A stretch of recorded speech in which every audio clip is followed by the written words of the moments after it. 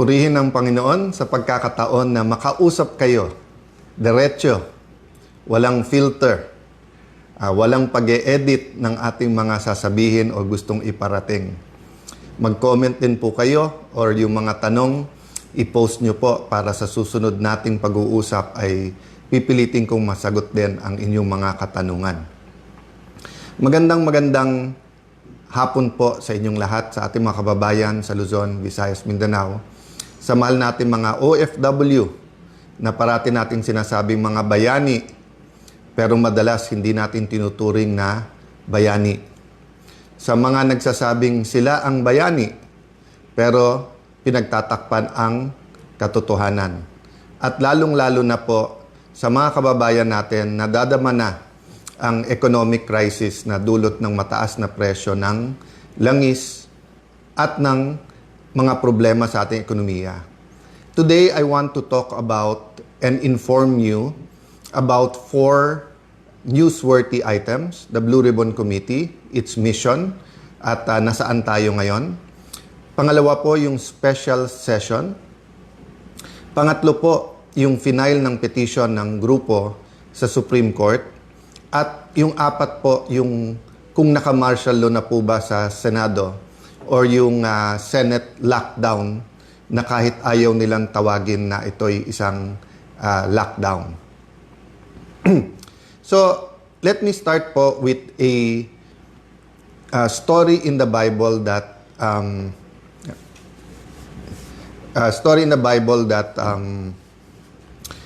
madalas ko tong pag-isipan. Nakaka-encourage to sa akin at nag-e-encourage po sa iba. So, inaayos lang po yung phone ko, medyo mabigat. Ang tumatagilid po yung phone, hindi po tayo. Ayan. Laban lang po tayo. Okay. So, ito pong story na to ay alam ng napakaraming tao. Ito po yung story ng persistent widow. No? Persistent widow, meron po isang byuda, taas pa ng nakatagilid eh. So, may isa pong byuda, hindi po nakalagay sa Bible kung ano ang naging problema niya or what injustice she suffered. Pero ang nangyari po dito ay sinasabi na pinupuntahan niya po yung judge, pero hindi po siya binibigyan ng justice. So, kumbaga ho, sa salita natin ngayon, kinukulit niya po ang judge. Pupuntahan sa opisina, pupuntahan sa bahay, hanggang dumating po yung punto na ang sinabi po ng judge sa kanya is, hindi ako takot sa Diyos, hindi ako takot sa tao. So, isipin niyo po, ang isang tao na magsabing wala siyang takot sa Diyos, ha? Wala siyang takot sa Diyos. Tapos sabihin niya, hindi rin siya takot sa tao, ibig sabihin po, or walang kinakatakutan na tao, meaning, ganun siya kasiga. Pero, bagaman ganun siya kasiga, ay pinakinggan niya po yung byuda, yung persistent widow, at tinanong niya, ano bang gusto mo? So sabi niya, hindi man siga man ako, wala akong kinakatakutan, pero sa kulit mo, ano bang gusto mo? At ang sabi po ng byuda, give me justice. And the Bible says, what more ang Panginoon na nagmamahal sa iyo? Hindi ka ba bibigyan ng justice kung parati kang nagdadasal, kung parati kang kumikilos at hiningi ang hustisya? So, justice and social justice ang problema ng ating bansa. Ako'y naniniwala, katulad ng problema, ang sinisimulan po kasi ang hustisya o pagbigay ng hustisya sa katotohanan. Pag walang katotohanan, hindi dadating ang justice. Ganon din sa social justice po. If we will deny that many of our kababayans are suffering, if we deny na yung bilyon-bilyon or abot ng trilyon na ninakaw, does not affect our economy, does not affect rural areas, does not affect Filipino families, does not affect children who are in danger of stunting. Pag dininay po natin lahat to, walang magiging justice. So, I'd like to encourage everyone in your own way, whether it's prayers, whether posting in your social media, whether it's encouraging your barkada, talk about entertainment, talk about good things, but also talk about what kind of Philippines you want. What kind of government do you deserve? What kind of environment should your children have in school? Ngayon, half day na lang yung mga pasok, di ba? nag-K-12 tayo, napakamahal para sa ordinaryong tao yung additional 2 years. Pero nakikita sa mga study, half day lang po kasi. So hindi rin po umaabot ng 12 years ang education ng ating mga anak. So that's a different topic, but what I want to say is that number one, we need persistence. So persistence for what? For purpose. Purpose. Kailangan sa lahat, purpose-driven tayo. That's a reminder to me because this year, so 1992 po ako nagsimula sa gobyerno. So 26 plus 8, 34 years. Many times in my career in public service, in my journey, I've been such an activist and really joined movements like we have now na magkaroon ng tunay na pagbabago. Many times naman, more intellectual ang laban, minsan sa kalye ang laban, minsan more debate. Kaya nga minsan parang sinasabi, mabait ka rin pala Alan, o kaya sinasabi na wala tayong inaaway ngayon. So, different times, different seasons. But I realize po na there are really seasons, there are really times na nasa crossroad ang bansa at pag hindi tayo kumilos, it will determine the future of the next generation. Para din po yung mga Hudyo or yung Israelis who were in the desert, 40 years instead of 2 weeks na paglalakbay. So will we, after EDSA 1, 1986, ngayon 2026, 40 years later, will we continue to wander in the desert or will we enter the promised land? For me, the promised land is a powerful, prosperous Filipino. The empowered Filipino, napakayaman ng ating bansa. Pero dahil talamak ang corruption, dahil mali ang mga public policies, iilan lang yung yumayaman. Hindi po completely true to say mahirap ang Pilipino. Hindi po. Karamihan ng Pilipino ay mahirap. Kaya nga may mahigit 10 milyon na kailangan pang umalis ng bansa para humanap lang ng trabaho, mabuhay ang pamilya. Pero meron pong iilan. Kung tutuusin, kung sabihin mong 1%, marami din yon, 1 million. But siguro may maybe 50 families that basically control everything. And I will not say that they're the problem, but I will say that we should have thousands, 100,000s, or millions of families who semi-control our economy together. Hindi yung 50 o 100 lang, at yung ekonomiya at politika magkadikit to. So problema, pagka naging corrupt yung isa, damay-damay na, sama-sama na. No? So we have to be persistent in fighting corruption, but there are times in history na meron pong talagang shaking, no?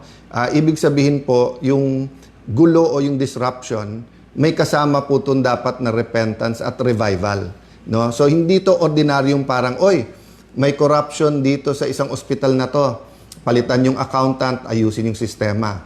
Oy, sa bidding ng ganito, medyo masama yung sistema, tanggalin na yung back na yan or ipakowe. Hindi po eh. We're talking about an environment and system of persistent corruption in our country. So nung nangyari yung flood control, tinanong natin sa ating sarili, dapat ba magbago to? That's why nagkaroon ng ICI, nagkaroon po ng Blue Ribbon Committee. Ang problema po na manipulate, di ba? Kaya that's one reason na galit si Senator Lacson at kung ano-ano sinasabi. Because he has a reputation, and I know for a fact that many times in his life, he fought for principles. Ang problema ngayon, naging mercenary na lang at kasama sa pagmamanipulate ng Blue Ribbon Committee para nga ilan lang ay turo, pero yung mga tunay na mga mastermind, in fact, he went so far to say walang mastermind. But pakonti-konti, lumalabas na ngayon yung totoo at lalabas din po kung sino yung mga kasama niya na nagmanipulate po nito. Ganun din po, kaya galit na galit si Senator Erwin Tulfo at kung ano sinasabi kasi whether it's campaign donations, whether it's yung mga kontratista, maleta, parati siyang kasama sa pinapangalan, no? So, but my point is this, there will be many issues thrown against me individually, thrown against any of the witnesses, thrown against our group of senators. Yes, tama na ibalita to sa news. So whether yan ay yung special session tomorrow, whether yan yung May 13 na pagsugod ng NBI, whether yan yung threat sa Senado next week. Pero tandaan nyo po marami dito distraction. Marami dito nililihis ang issue kasi ang issue, pagka ang flood control ay nahimay at nasolve natin, we will be able to come up with a system that will fight corruption effectively. If not, this will be the biggest cover-up for the biggest corruption scandal ever in our country. So, eyes on the ball tayo. So, ano po ang sinasabi kong purpose-driven? Our purpose is the Lord's plan for our country. I believe po, the way the Lord made the Filipino, napaka-adaptable, napakadaling matuto, napaka-respectful, hindi nagtatanim ng galit. Kita mo, ang Hapon, meron pa rin silang problema sa Chinese, sa Korean.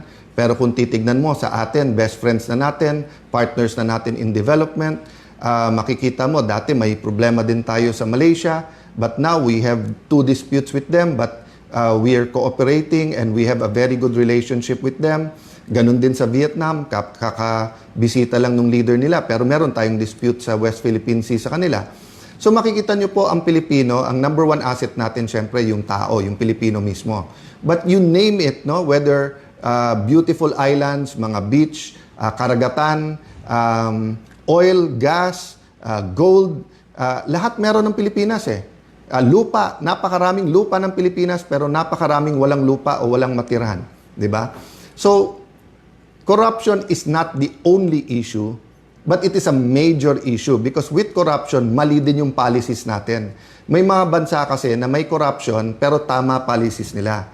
Sa atin, our policies are being driven by that corruption. So like the policy na ang Senate ay mailagay sa ilalim ng Malacanang. At yung 12 daw ay pwede, hindi 13. So may statement po kami, it's also posted dito sa Facebook.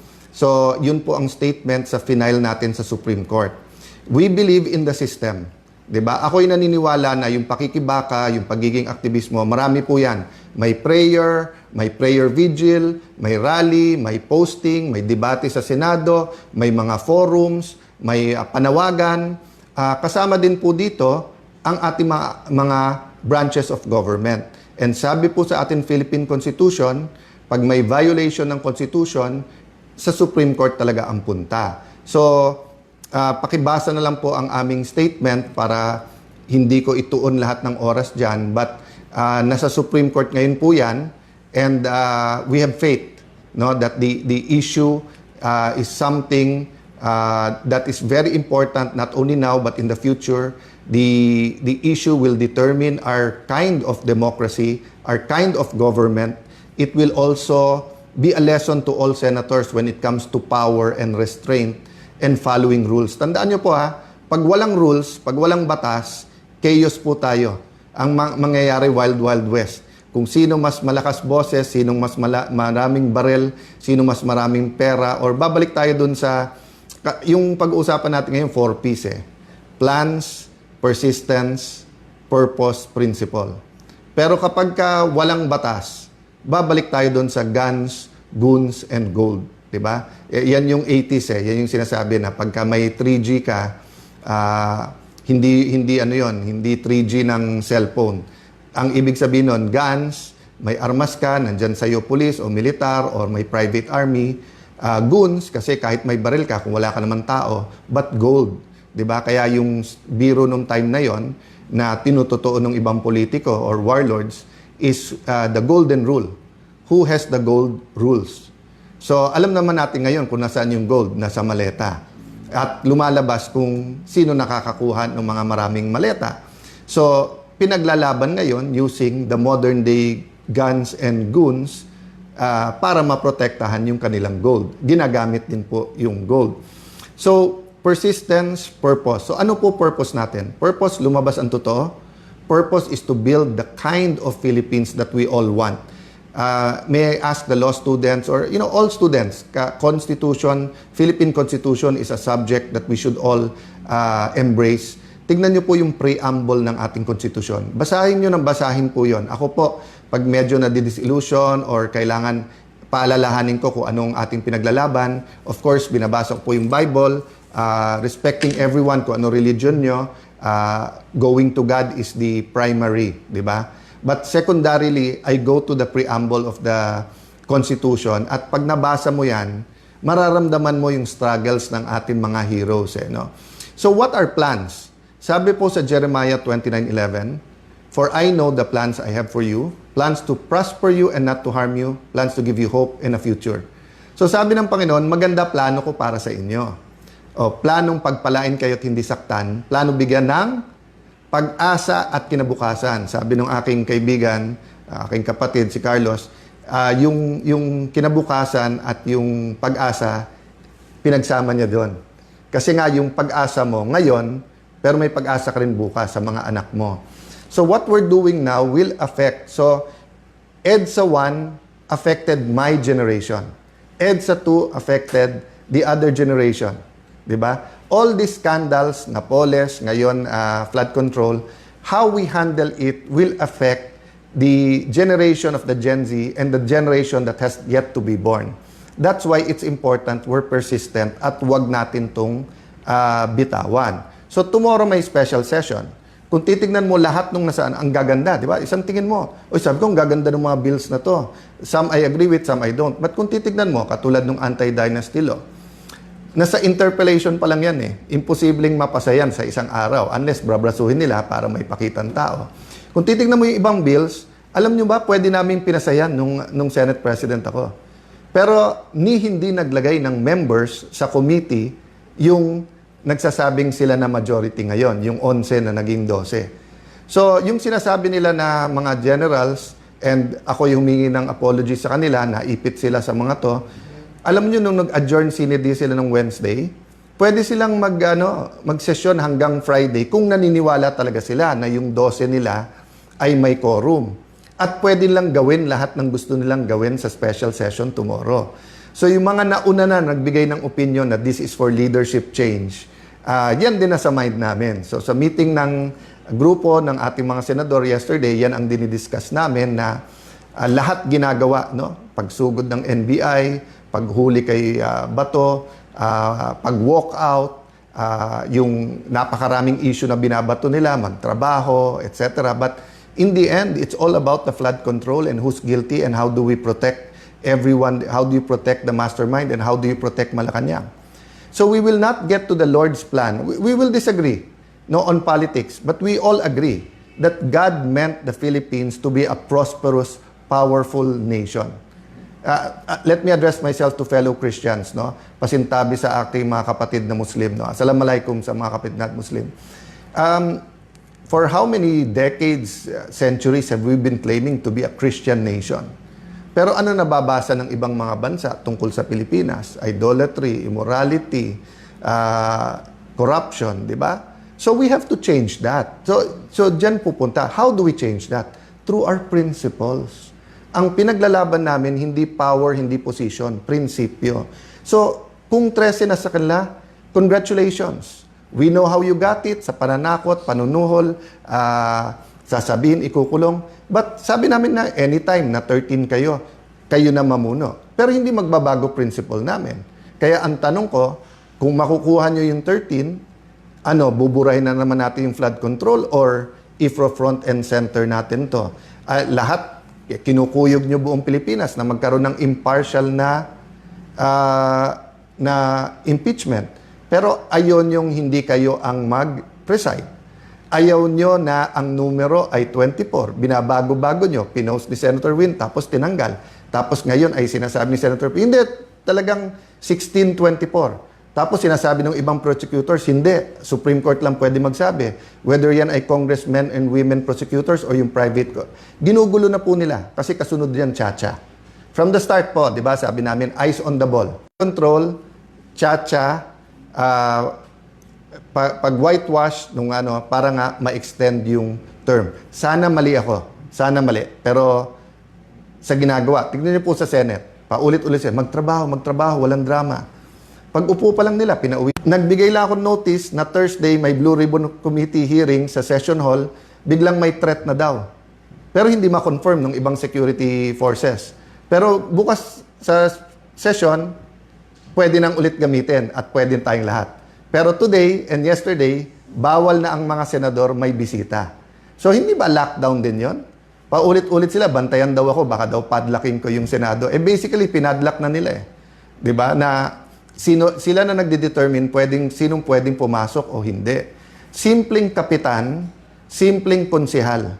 Anytime pwede ka pumasok ng barangay hall. Of course, hindi pwedeng armado, hindi pwedeng 500 kayo papasok dyan. May security protocol. Ang dami namang kagalang-galang and I respect the PNP, lalo NCRPO, SAF. Yung mga nasa labas ng Senado, I think is NCRPO and SPD. Wala namang gulo eh. Kung may nagrarally, peaceful naman sila doon. Kung may konting gulo, naayos. Pero bakit ganun na ang Senado?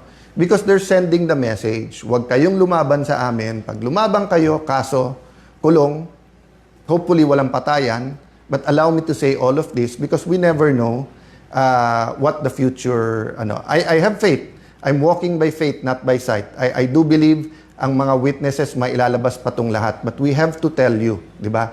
One, we have to be persistent.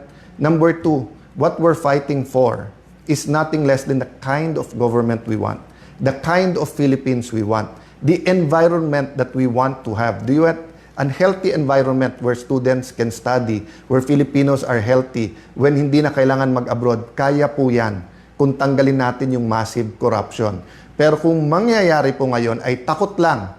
So, tinatakot lahat. Okay, pag lumabas yung masterminds, baka maging presidente si VP Sara. No? Nakailan laban na po tayo in the past. Ang panakot parate, sinong vice president? Or during martial law, tinanggal ang vice president. Pag tinanggal daw si FM senior, baka magkagulo. So, magulo na po. Magulo na, nagkakagulo na sa corruption. Hindi magulo sa kalye. Pero magulo ang sistema natin, kaya maraming kailangan umalis ng Pilipinas para maghanap ng trabaho. Maraming nagugutom dahil magulo ang pagnanakaw sa ating bansa. Ang kailangan ayusin ay mawala ang pagnanakaw. Hindi yung ayusin yung pagnanakaw na yun ang ginagawa ngayon. So, nung sinabing magulo kasi sa pagnanakaw, edi ayusin pagnanakaw, ayusin natin, tahimik, sino lang, tama lang, medium-size maleta lang. Hindi po. We have to change all of that and we have that opportunity. So, let me sum it up, no? The Blue Ribbon Committee, habang yan po ay legitimately under sa grupo, we will support Senator Dante Marcoleta. He is under much pressure. Baka nga kasuhan na daw, baka labasan na ng warrant of arrest. Hindi niya magamit yung session hall or and then yung coordination sa labas, napakahirap po. Witnesses, be strong, be steady in any way you can. Tell your story because you never know if you'll have the opportunity or not. Special session, we continue to discuss but obvious sa amin ang target dito ay kunin ang Blue Ribbon Committee at i-secure yung Senate presidency. Actually, pinag-usapan namin ng grupo, kunin na nila lahat, Senate presidency, lahat ng committees. Pero kung sincere sila, iwan sa atin yung Blue Ribbon Committee para ang buong katotohanan. Mag-attend sila. Hindi naman natin gusto ng hearing na isang side lang nandun, pero hindi bibigay. Supreme Court, pray that it will be taken up. Pray for all the justices. Pray na ma-articulate ng both sides yung kanilang stand. Diba? Tapos Senate, pag-pray nyo po, kasi ang Senate is the last bastion of democracy. No? Yun ang sinasabi na, ibig sabihin po, pag napatahimik na lahat, nandyan yan.